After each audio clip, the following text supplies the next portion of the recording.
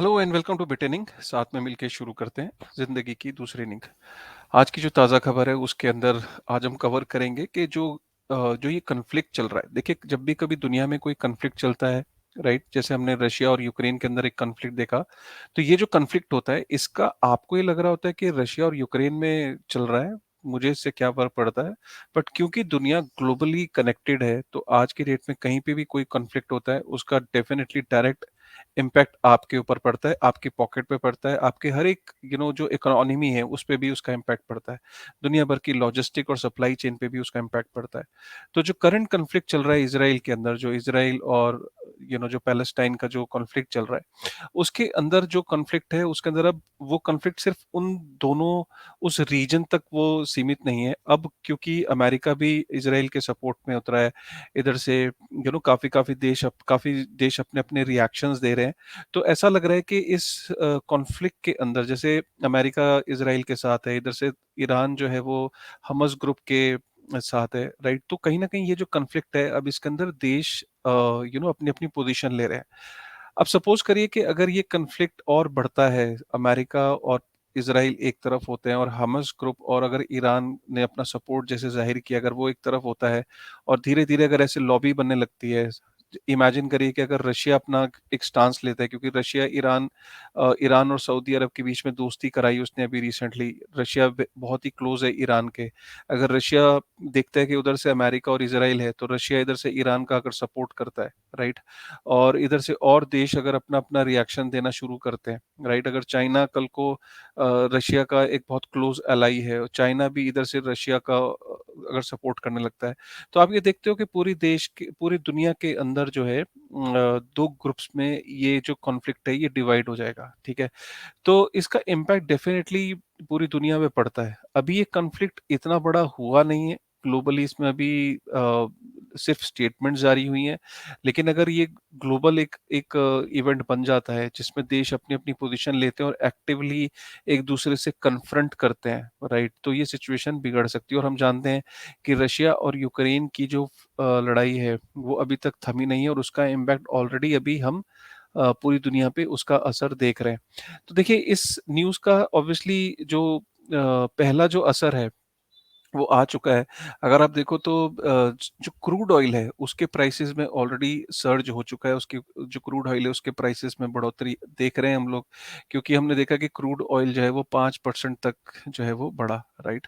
तो crude oil क्यों बढ़ रहा है? क्योंकि ये सिंपल सी बात है, अगर हम देखें दुनिया भर के जो ऑयल प्रोड्यूसिंग नेशन है, अगर हम ऑयल प्रोड्यूसिंग नेशंस को अगर हम देखें तो यूएस सबसे बड़ा प्रोड्यूसर है, उसके बाद सऊदी अरेबिया, रशिया। अगर हम ईरान को देखें तो ईरान भी 8th रैंक पे है, राइट? और पूरी दुनिया की जो सप्लाई है उसमें 4.1% उसका शेयर है।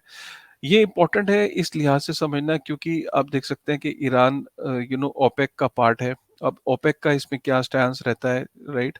ऑयल प्रोड्यूसिंग जो नेशंस हैं उनकी एक अपनी कंसोर्टियम है, उनका क्या स्टांस लेता रहता है? ईरान से अगर सप्लाई अगर हिट होती है तो obviously Iran being one of the biggest producer, तो ये डेफिनिटली इसका इम्पैक्ट ऑयल मार्केट पे आपको देखने को मिल सकता है। और नॉट जस्ट ऑयल, आप पूरी दुनिया में अगर अलग-अलग देश अगर अप एक्टिवली अगर कन्फ्रंट करते हैं इसमें इन्वॉल्व होते हैं और लड़ाई लड़ते हैं, तो डेफिनेटली इसका एक मेजर इम्पैक्ट होगा। और यही कारण है कि हम ऑयल में तो देख ही रहे हैं, हम गोल्ड में देख रहे हैं कि जब ऐसी कोई भी सिचुएशन बनती है पूरी दुनिया में, तो गोल्ड जो है वो अपने तरीके से वो बढ़ने लगता है, एक सेफ हेवन की तरह, एक hedge against the risk and market uncertainties की तरफ देखा जाता है।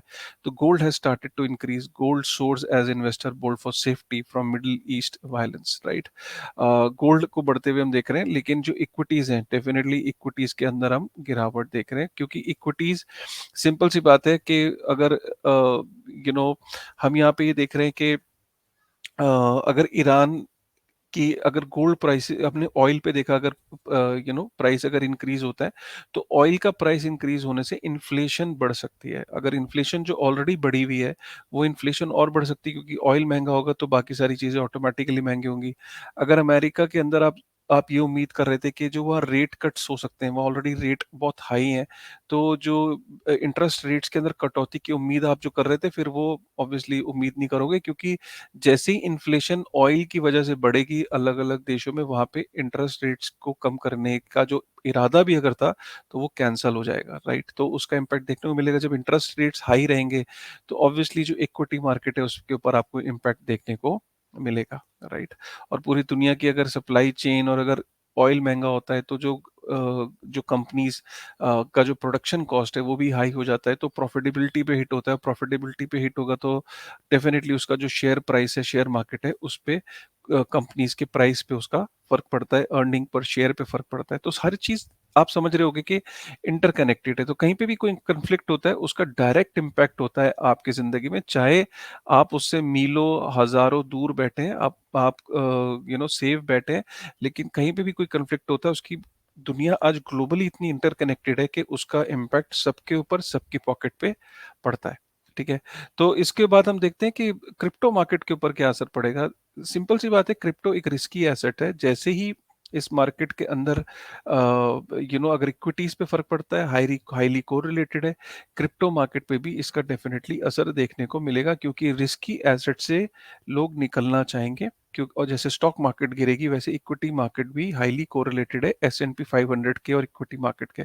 तो क्रिप्टो मार्केट फिलहाल स्टेबल है, लेकिन बहुत ज़्यादा उसमें वो नहीं देखा, गिरावट नहीं देखी, लेकिन डेफिनेटली ये चीज़ें इंटरकनेक्टेड है। अगर हम अभी देखें तो 1% का फॉल है, अगर यहाँ पे मैं इस साइड पे देखूं, और इथेरियम में भी करीब 1.46% का, बहुत ज़्यादा गिरावट तो नहीं है, बट इक्विटी मार्केट और क्रिप्टो मार्केट हाईली कोरिलेटेड होती है। इथेरियम की खबर देखते हैं। इथेरियम के अंदर इन्फ्लेशन हमने देखा कि इथेरियम के अंदर जो शंघाई अपडेट था, उसके बाद ये था कि इथेरियम का नेटवर्क जितना जितना यूज़ होगा, जितना ज़्यादा यूज़ होगा, उतना ज़्यादा इथेरियम बर्न होगा। लेकिन हमने देखा कि इथेरियम का जो नेटवर्क है, वो उसके ऊपर से जो ट्रैक्शन है, वो लेयर 2s पे चली गई है। लेयर 2s पे ज़्यादा काम हो रहा है। इथेरियम के नेटवर्क पे इतना काम नहीं हो रहा है, तो वहाँ पे अब इथेरियम बर्न नहीं हो रहा है, उल्टा इन्फ्लेशनरी हो गया। पहले इथेरियम डिफ्लेशनरी सोच रहे थे लोग कि डिफ्लेशनरी हो जाएगा, ज़्यादा इथेरियम बर्न होगा, जितना प्रोड्यूस होगा उससे ज़्यादा बर्न होगा, तो माइनस में इथेरियम जो है वो डिफ्लेशनरी हो जाएगा, फिर टाइम कम होता चला जाएगा। लेकिन हमने देखा कि 30 दिन में इथेरियम की सप्लाई 47 मिलियन यूएस डॉलर जो है वो बढ़ गई है। तो जो ये कंसेप्ट आ रहा था कि अल्ट्रासाउंड मनी है इथेरियम, तो वो कहीं न कहीं फेल होता दिख रहा है। फिलहाल इथेरियम की जो सप्लाई है, आप ये देखो 30 दिनों के अंदर इथेरियम 30,000 इथेरियम जो है इक्विवेलेंट टू 48 मिलियन, मतलब 30,000 नए इथेरियम जो है मार्केट में आया है। इन्फ्लेशनरी है, सप्लाई बढ़ गई है इथेरियम की, राइट? तो ये देखने वाली बात है, ठीक है? तो ये इसीलिए हो रहा है क्योंकि जो इथेरियम के ऊपर जो एक्शन था, जो ट्रैक्शन था, वो सारा का सारा वो उस हिसाब से नहीं हुआ जिस हिसाब से एक्सपेक्ट कर रहे थे। वो सारा जो एक्शन है, वो लेयर 2 के ऊपर शिफ्ट हो गया, तो इसलिए इथेरियम के ऊपर जो है ये देखा जा रहा है, राइट? और ये यहाँ पे ट्वीट भी है, विच आर जो लेयर 2 है, Arbitrum, polygon etcetera, EVM competitors जैसे कि बीएनबी, एवलांच, वहाँ पे ट्रैक्शन ज़्यादा होने की वजह से इथेरियम पे ट्रैक्शन कम हो गया है, ठीक है? स्टेबल कॉइन्स जो है, स्टेबल कॉइन्स के बारे में ये बोला जा रहा है कि स्टेबल कॉइन्स में 18 महीने का डिक्लाइन देखा गया है, क्योंकि स्टेबल कॉइन्स पे कहीं न कहीं पूरी दुनिया के जितने बड़े-बड़े रेगुलेटर्स हैं, उनकी नज़र है, इसको कंट्रोल करने की, इसको रेगुलेट करने की। तो इसकी जो स्टेबल कॉइन्स की जो मार्केट है, उसमें 35% जो है वो श्रिंक हुई है, अगर हम पिछले मई 2022 से देखें, राइट? और सेंट्रलाइज़ एक्सचेंजेस पे भी इसका वॉल्यूम गिरा है, जो कि 28 महीने का लो है। 331 बिलियन के आसपास जो है इसका वॉल्यूम गिरा है, राइट? तो ये USDT continues to dominate the market with 68% market share, ठीक है? उसके बाद हम अगली खबर पे चलते हैं, जहाँ पे बहुत पुराने-पुराने जो वॉलेट एड्रेसेस हैं, वो एकदम जग गए। मैंने इसको यहाँ पे ट्वीट भी किया है कि कितना लोगों ने कितने सालों से होल्ड करके बैठे थे बिटकॉइन, और फाइनली अगर मैंने यहाँ पे ट्वीट किया है कि सिर्फ पहले 10 दिन में अक्टूबर के 2012 से एक वॉलेट था, 426 बिटकॉइन मूव किए उसने।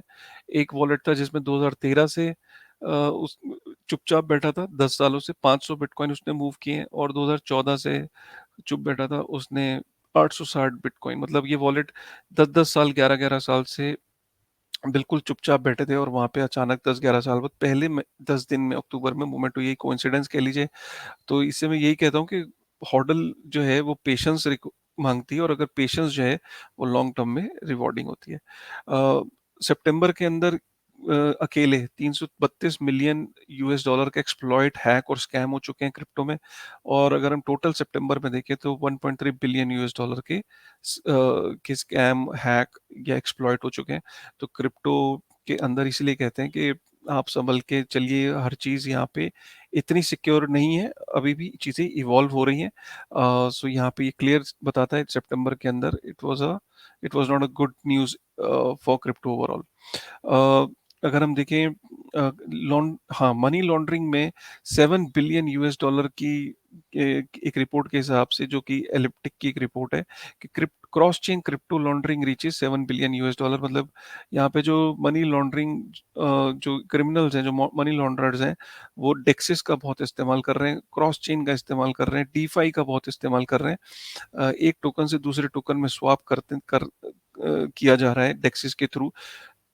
तो टोकन जो ये शिफ्टिंग हो रही है, जो जो डीफाई का यूज हो रहा है मनी लॉन्ड्रिंग में, so that is close to 7 billion US dollar, जो ये रिपोर्ट कह रही है।